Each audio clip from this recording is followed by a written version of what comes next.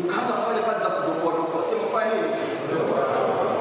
Au unaanza kufanya kazi yako, tunasikia kuna watu wanaombea kwamba wewe kazi yako ni kusema bosi kwa sababu ana tumbo kubwa, wewe kazi yako unamwona bosi ana tumbo kubwa.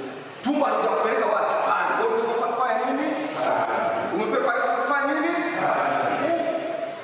Onyesha kabisa kwamba wewe ni kijana unayefanya kazi. Heshima yako ipo kwa sababu unawahi kazini. Sema unafanya kitu gani? Unaleta heshima kwenye unakojitengeneza kutokea ndani. Sema naanza kutokea wapi? Ndani. Pengine unasema mimi kazi yangu ni fundi. Sema kazi yangu ndani ni fundi. Na nataka barabara nataka niko sawa. Sema barabara nataka niko nini? Sawa.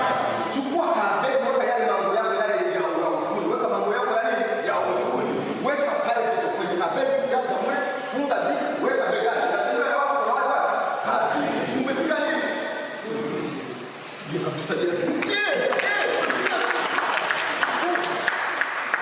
Umefika suku na uko serious kama kwa niko serious. Sio unaanza kuvaa unasema sasa uniona kama kuona unaweza naye na nakujua unavyoaga vizuri unajua mimi sasa mimi nilikuwa fundi nitakuwa na wewe. Hii ndio kazi ya uyeshika kama kazi ya nani? Kazi yako. Pengine umeajiriwa, pengine mfano umeajiriwa. Unapaswa kile kitu ulichokalia uwe baraka kwa kufanya kazi.